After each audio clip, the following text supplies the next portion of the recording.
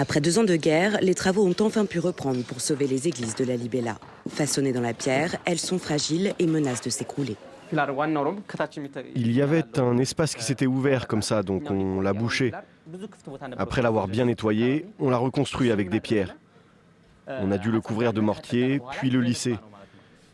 On essaye toujours d'avoir le même résultat que l'ancien.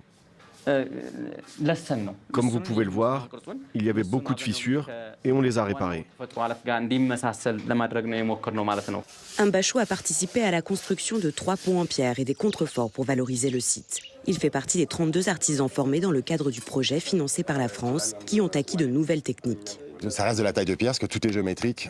Mais voilà, c'est la première fois qu'il fait ça. Donc on est parti d'un dessin, c'est un relevé en fait, d'une fenêtre d'une des églises.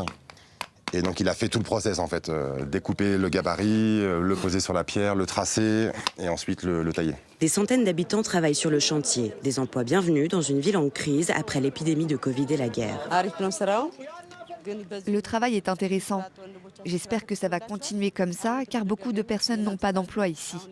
J'espère qu'elles auront aussi la chance de travailler avec nous. Ils apprennent aussi à gérer leur patrimoine. Nous avons donné une formation à plus de 130 personnes pour préserver les manuscrits. Comment les préserver, les digitaliser, les restaurer et comment les transférer à la prochaine génération. Tous les manuscrits vont être archivés dans un nouveau centre de ressources numériques. À terme, les habitants pourront prendre soin de leur héritage de manière autonome.